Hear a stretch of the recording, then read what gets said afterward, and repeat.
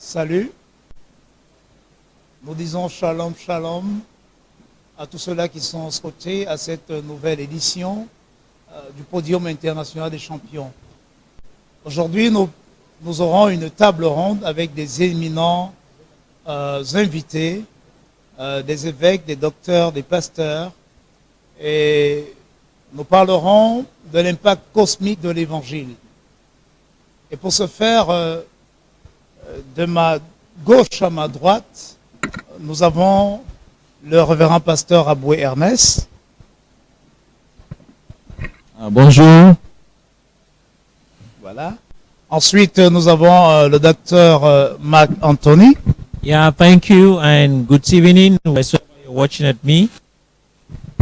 Nous voulons souhaiter une bienvenue spéciale à l'évêque Balaé. Bonjour, je suis l'évêque Balaé Bertin. Soyez les bienvenus à cette émission. Que Dieu vous bénisse. Et sans plus tarder, nous terminons avec l'évêque Dr Lyd Berman Bitan. Thank you all of us. I'm happy today. Ok, pour commencer, nous voulons lire un texte des Écritures. Dans Matthieu chapitre 24, le verset 14, la Bible nous dit ceci. Cette bonne nouvelle du royaume sera prêchée dans le monde entier pour servir de témoignage à toutes les nations, alors viendra la fin.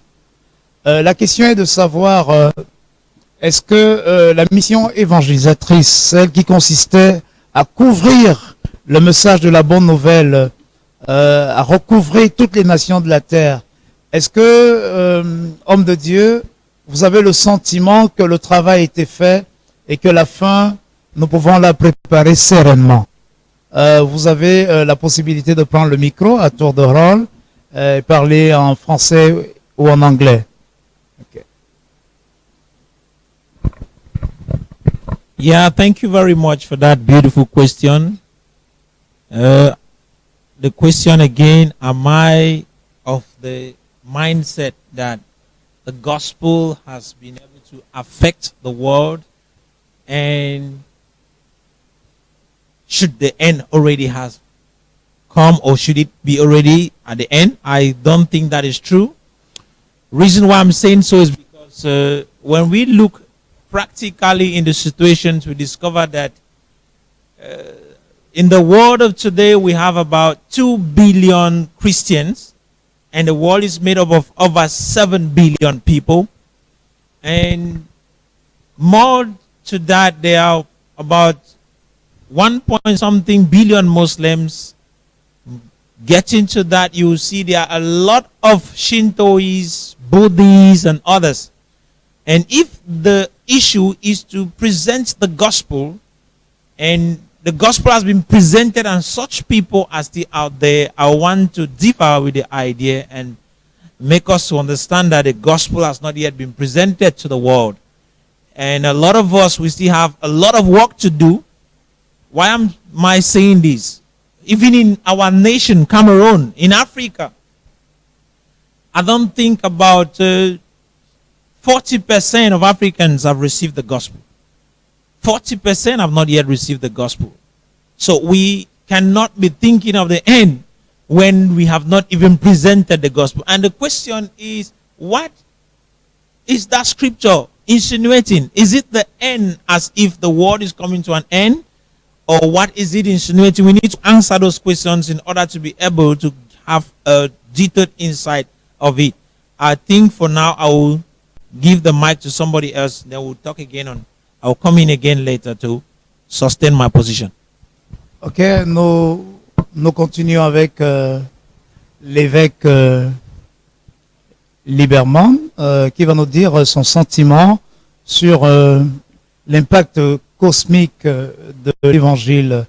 Est-ce qu'il a le sentiment, comme le docteur Anthony le disait, que nous avons fait 1/3 de l'effort et il en reste pratiquement 2/3 d'effort à faire? Bien, je crois que le travail a déjà été fait et qu'il manque encore beaucoup à faire. Je crois à cette parole car lorsque le Seigneur parle ici, il parle à l'impératif. Il dit que cette bonne nouvelle sera. Et alors, il est question ici de ceux qui seront les acteurs pour que cette œuvre-là puisse se faire ou alors se construire. Parce qu'il déclare que lorsque le temps d'accomplissement de cette œuvre, de la propagation, de la diffusion de l'évangile sera arrivé, il y aura un obstacle. Cet obstacle, nous le rencontrons aujourd'hui dans plusieurs pays. Aujourd'hui, nous le rencontrons, c'est la séduction. Et il commence à citer les différentes phases qui vont miner la séduction. Et il précise que la charité du plus grand nombre va se refroidir. Quelque part, il dit que, est-ce que quand il reviendra, on trouvera encore la foi sur la terre? Moi, je crois que cette bonne nouvelle est en train de se répandre. Pourquoi? Quel que soit ce que nous voyons, quel que soit ce qui est en train de se passer, cette parole a été introduite sur les signes de la fin des temps. Elle est là pour nous donner la certitude, la confiance, que ceux-là qui veulent être des ouvriers efficaces, ceux-là qui veulent être des partenaires du Christ pour pouvoir propager cet évangile-là, ne doivent pas se refroidir, quelle que soit la séduction qui est en train de s'éparpiller, de prendre beaucoup d'espace, parce que ce que le Seigneur déclare que cela va se faire. Le travail maintenant est que cette séduction est en train de séduire beaucoup de serviteurs. Cette séduction est en train de distraire beaucoup de serviteurs. Cette séduction est en train d'appâter beaucoup de serviteurs. Mais ceux-là qui connaîtront le Dieu, car cette prophétie est bâtie sur la prophétie de Daniel. Et dans la prophétie de Daniel, s'il est question ici, bien aimé, du sacrifice perpétuel, du temple, c'est l'évangile qu'il est question, qu'il ne faut pas que cela s'arrête, mais sera attaqué. Mais néanmoins, il y aura des zéros. Ok, vous êtes déjà dans les obstacles à la diffusion. Évêque Balayé, Bertin, je voulais savoir, à votre avis, à la lecture de ce qui se passe dans la nation camerounaise, pour revenir à l'Afrique, nous sommes... l'évangile arrive au Cameroun dans les années 50 et 60. Nous sommes à pratiquement 60 ans d'évangélisation. Quelle est la lecture que vous avez de l'impact de l'évangile au Cameroun, de son impact? Est-ce que le travail a été suffisamment fait? Est-ce qu'il est achevé? Est-ce qu'il est à mi-parcours? Ah oui, merci. Pour répondre à cette question, car elle est complexe, je ne dirais pas que le travail n'a pas été fait, mais je dirais que le travail est à moitié fait. Pourquoi? Parce que quand on parle de l'impact de l'évangile, je veux parler beaucoup plus sur le Cameroun, la nation camerounaise. Il est d'abord question de savoir quel est le taux de la population du Cameroun. Et le Cameroun regorge plus de 222 ethniques. Et il y a pratiquement, le Cameroun a pratiquement 20 millions d'habitants aujourd'hui. Et dans les 20 millions d'habitants aujourd'hui, nous ne croyons pas qu'il y a 1 million de chrétiens. Ça, quand je parle de chrétiens, je ne dis pas les gens qui partent à l'église. Donc, on est à moins de 5%. Donc, pratiquement 5%. Parce que quand on parle de chrétiens, on parle de ceux qui sont nés de nouveau. Pas de gens qui partent à l'église, mais qui n'ont pas établi une vraie communion avec le Seigneur Jésus-Christ. Alors, c'est là je dis, et même dans certaines églises aujourd'hui, nous ne pouvons pas le compter comme chrétien, parce qu'un chrétien est celui qui est complètement transformé. Alors, nous avons des difficultés aujourd'hui de compter de vrais chrétiens au Cameroun, avant de donner le bilan final où l'évangile a eu un impact au Cameroun. Bon, je vais revenir de un fait. Il y a par exemple le Grand Nord. Est-ce que vraiment l'évangile est répandu au Grand Nord? Ça, c'est un grand point d'interrogation. Je vais prendre l'Est. Est-ce que vraiment les Pygmées sont évangélisés? C'est un autre point d'interrogation. Bon, et l'impact de l'évangile, je vais revenir un peu dans le cadre du Cameroun. Au sud-est du Cameroun, et si vraiment les gens avaient véritablement cru, je crois que le comportement les gens affichent maintenant, qui ne reflète pas le comportement des chrétiens. Parce que si c'était des chrétiens, les discussions de choses charnelles ne devaient pas exister. Parce qu'un chrétien ne s'intéresse plus à ce qui est matériel parce qu'il a un autre avantage qui est spirituel.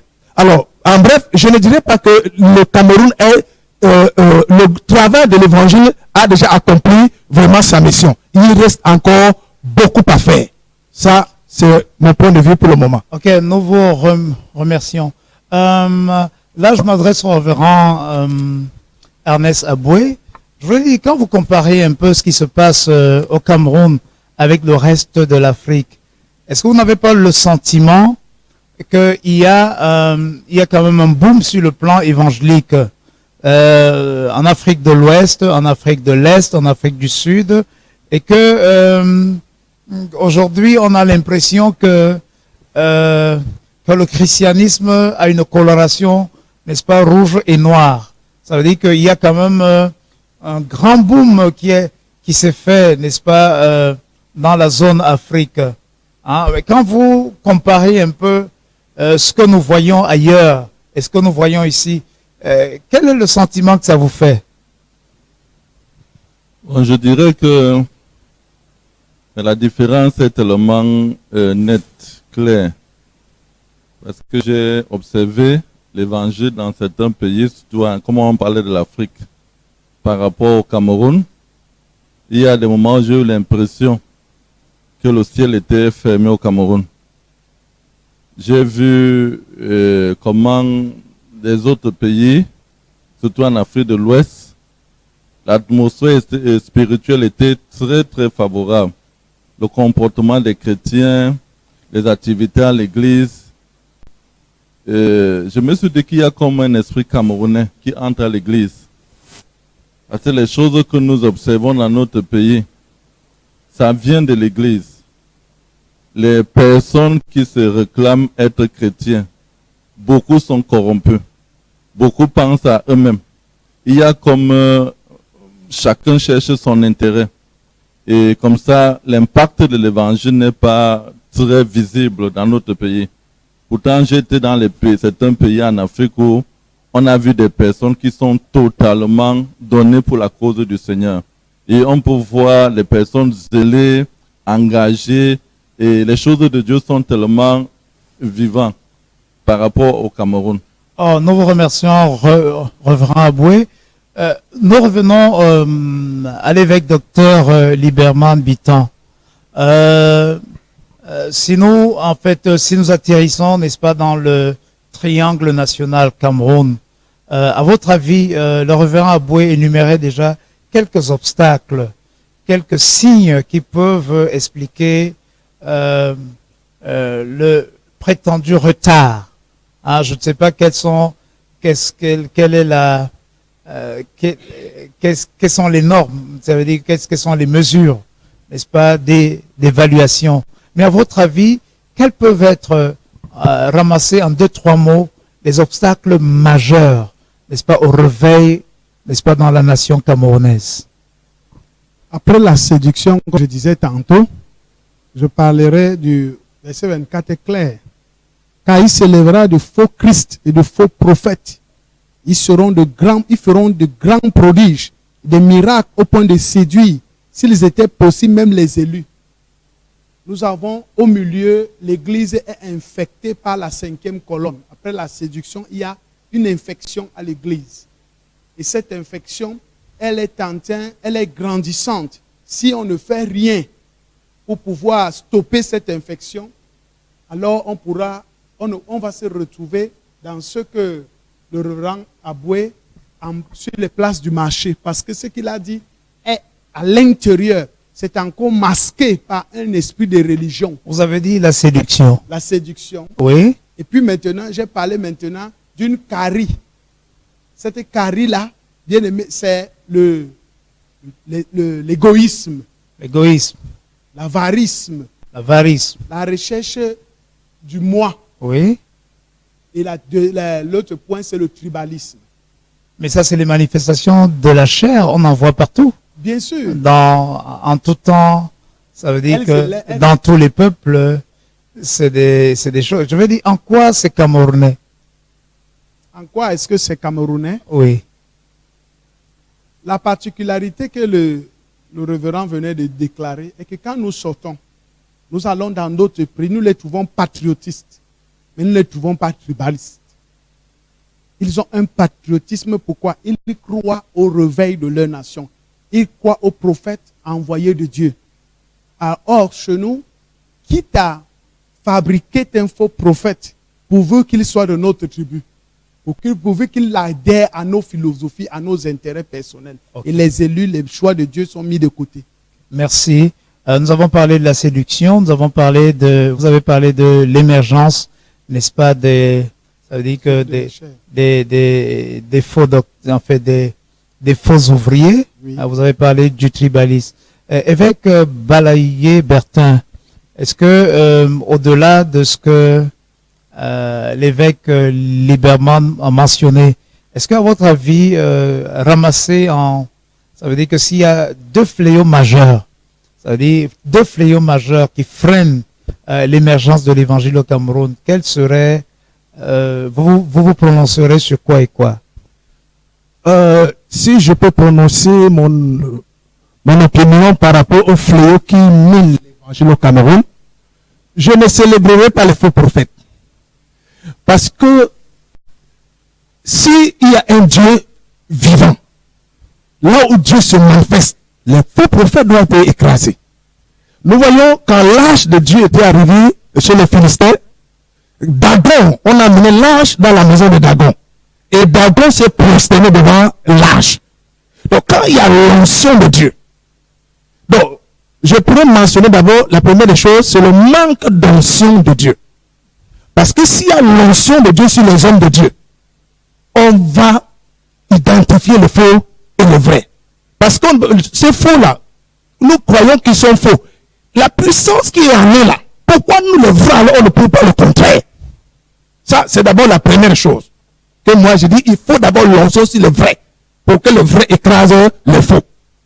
Deuxième obstacle qui empêche vraiment l'évangile, c'est le manque de finances. Ça, excusez-moi si je tombe dans... Oui. Parce non, que allez-y, mes confrères qui ont intervenu ont dit des bonnes choses. Je dirais que aujourd'hui nous avons... c'est pour ça que ceux que nous pouvons qualifier de faux aujourd'hui, ils ont bien commencé.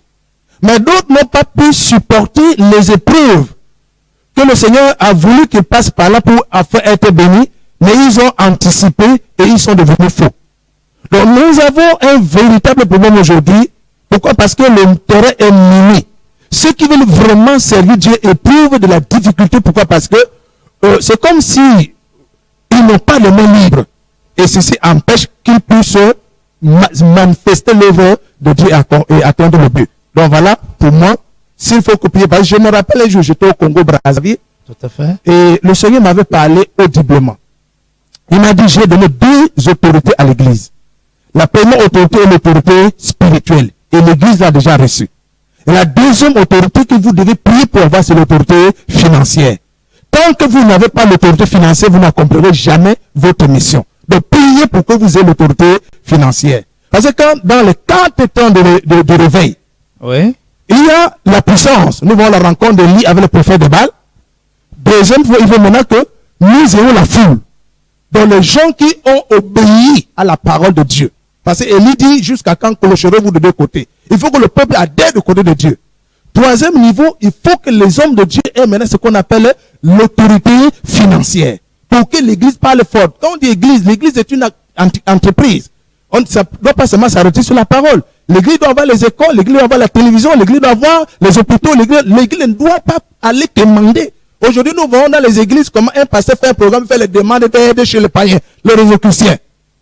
Est-ce qu'il va parler fort à ces réseaux-chrétiens? Je dirais non. Il faut que l'église soit indépendamment libre financièrement pour que maintenant on puisse atteindre le Cameroun, premièrement, avec le réveil.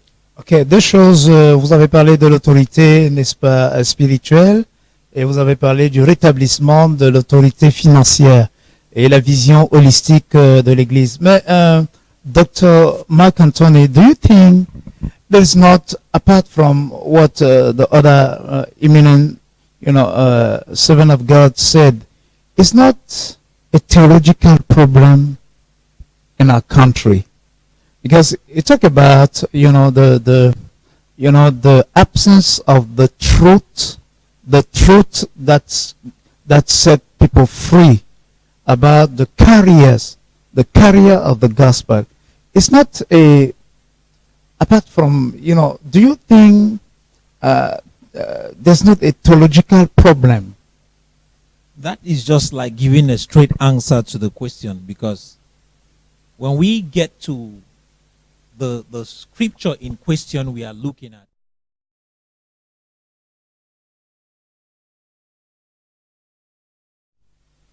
you realize that the scripture cites something important.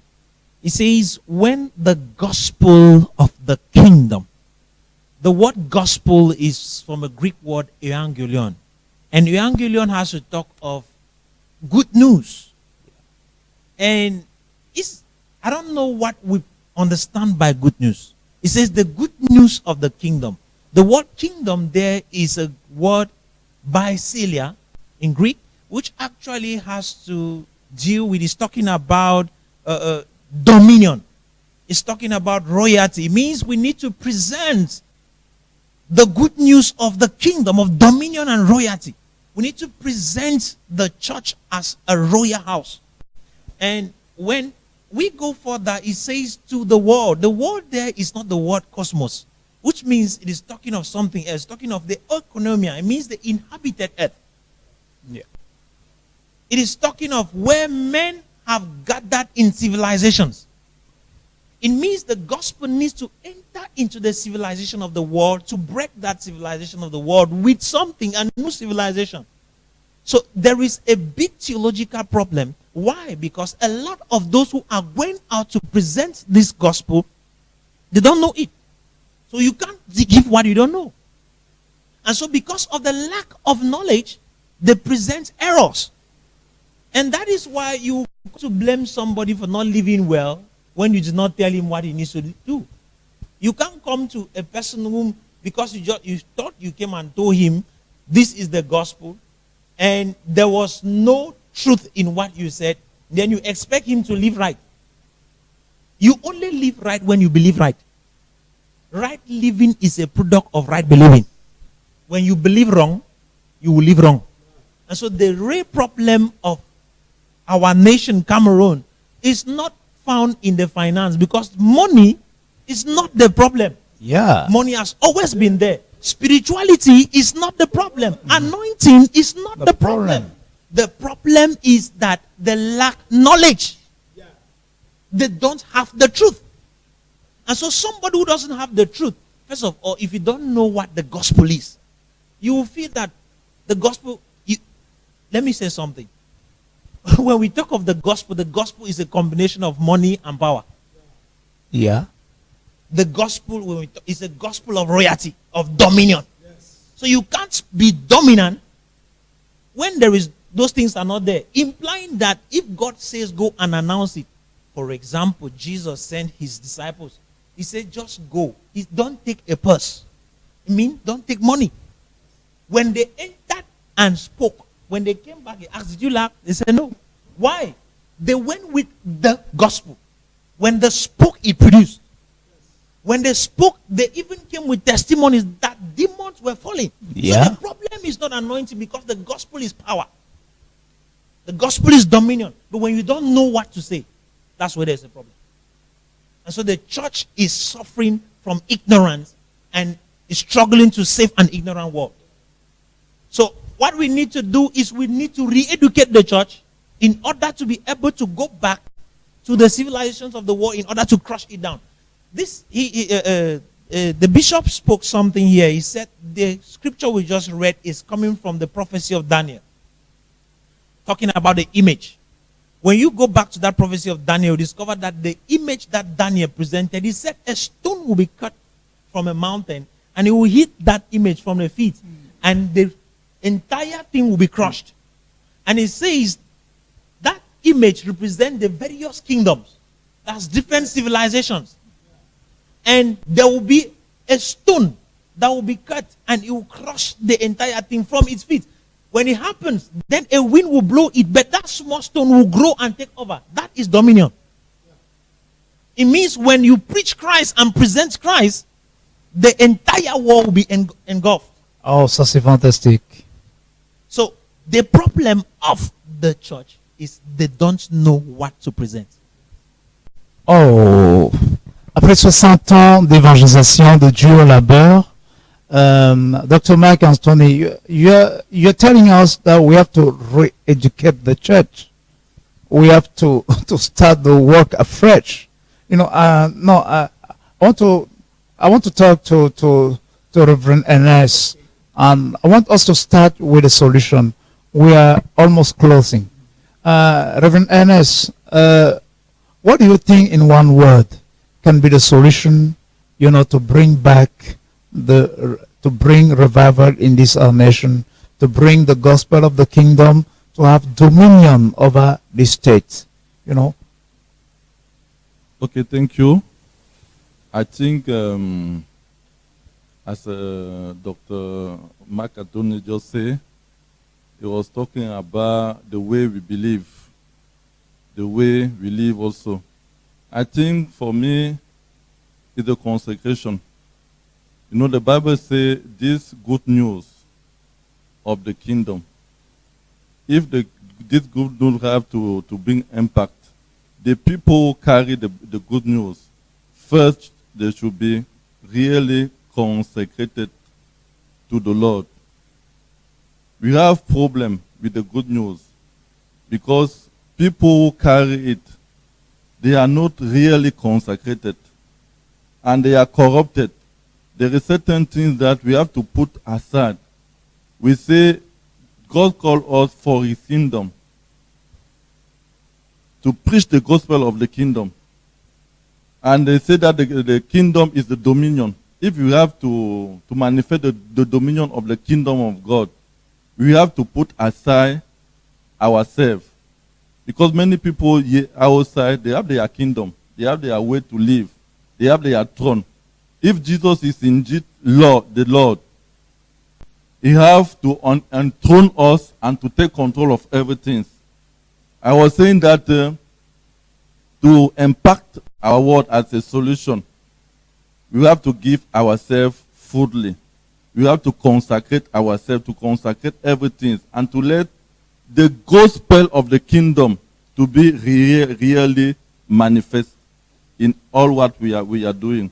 Because sometimes it is not the good news, because the Bible is talking about the good news of the kingdom. We are bringing our own culture. There is many mixture. It's why we have problem. If it was indeed the good news of the kingdom, it would have been a dominion. The word of God will not suffer. We are suffering because there is many mixture. Okay, want to say thank you. Another time, il disait, le révérend Ernest disait qu'il y a un besoin de formation et de formation, n'est-ce pas, de véritables sacrificateurs, une véritable formation des rois, des hommes et des femmes qui vont porter, n'est-ce pas, ce message. Nous revenons au docteur Mark Anthony. I want in one word, you know, we want you to tell us what can be the solution, you know, just something that we need to do to see the gospel of the kingdom effectively preached, you know, and demonstrated in our country. It is simple. You can't send somebody without training the person. A lot of young people have stepped out there and they are destroying even the work that some fathers had done earlier because they are not reformed. They are not formed. Or let me use the word trained. So we need to get back into training. We need to get back into the place of the making process of ministers. They need to be trained. When a minister is well trained, then he will know what to present. And when he knows what to present, then he will affect the nations of the world as easy as possible.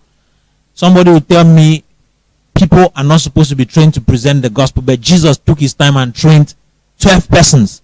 And the 12 took their time and trained others. And that is supposed to continue.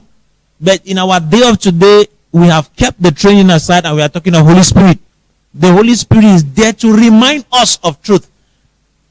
But if you don't know the truth, how will he remind you? So we need people to go back to school. We need theological transformation of people. We need to train people back. I think that's what I would tell you. Ok, nous continuons avec l'évêque Bertin Balayé. En un mot, qu'est-ce qu'il nous faut? Qu'est-ce qu'il faut pour l'explosion dans notre nation? Bon, en un mot, je crois qu'il doit y avoir un retour au commencement. Comme le prophète Élie, avant de commencer, avait d'abord rebâti le plan de l'Éternel qui avait été renversé. Donc il faut que les hommes acceptent d'abord leurs erreurs et recommencer encore sur une nouvelle base de la doctrine biblique. Je crois que c'est ça qui va amener un réveil qui ne va plus jamais s'éteindre dans notre nation. Oh, fantastique. Oui, nous clôturons avec l'évêque Bitan, Liberman, qui va nous dire en ramasser quels sont les remèdes, n'est-ce pas, à ce que nous voyons, à la déchéance, à la décrépitude, n'est-ce pas, de l'œuvre de Dieu dans notre nation. Ah, merci beaucoup et merci pour les interventions des uns et des autres. Isaac Newton avait dit, si je suis arrivé là où je suis, c'est parce que je me suis tenu sur les épaules de ceux qui m'ont précédé. Et je rentrerai toujours dans les textes du verset 32. Il dit, instruisez-vous par une comparaison tirée du figuier. Il leur a exhorté de rentrer à l'école. Après sa mort, après sa résurrection, il a passé 40 jours pour leur instruire. Et avant de les laisser, il leur a dit, celui qui vient, le second, le paraclet, il vous instruira, il vous enseignera. Et la Bible nous dit que Daniel, au chapitre 9, c'est pas les livres qu'il a vus que Jérémie avait prophétisé. Il faudrait que les serviteurs de Dieu soient recyclés. Il faut un renforcement de capacité. Il faut qu'ils rentrent à l'école. Ils ont fait la SAR théologie. Il faut qu'ils rentrent à l'université de théologie pour pouvoir être clairs dans la doctrine. Sinon, le séducteur sera efficace parce que nous avons continué à utiliser les ennemis de l'adversaire. Aujourd'hui, nous sommes vaincus par ça. Le faux prophète, c'est celui qui est expert dans le faux. Et nous sommes battus sur son terrain parce que nous avons commencé dans le faux. Il faut que nous rentrons dans le vrai. S'il y a le faux, il y a le vrai. Ouais. Si tout le monde, si tous les hommes de Dieu, les leaders, rentrent, s'instruisent à l'école et apprendre le vrai, le réveil va s'établir tout seul. Parce que l'évangile en elle-même est une puissance. Rien ne peut stopper l'évangile. Comme il a dit, elle sera prêchée. Si ce n'est pas nous aujourd'hui, si nous ne prenons pas conscience aujourd'hui, si nous ne voulons pas être les acteurs de ce développement, de ce changement, de ce réveil, il y a quelque part des gens en train de s'instruire, en train d'apprendre qui seront les acteurs. Alors soyons les véritables devanciers pour le réveil. Donc avec cette génération ou 100 générations, l'évangile sera prêché. Alors nous voulons dire merci à tous ceux-là qui ont regardé, à ceux qui ont écouté. Nous voulons dire que nous continuerons dans cette lancée et nous croyons que l'évangile sera prêché et le royaume de Dieu s'établira, n'est-ce pas, sur la terre et la gloire reviendra, n'est-ce pas, au Tout-Puissant. Soyez bénis. Shalom, shalom.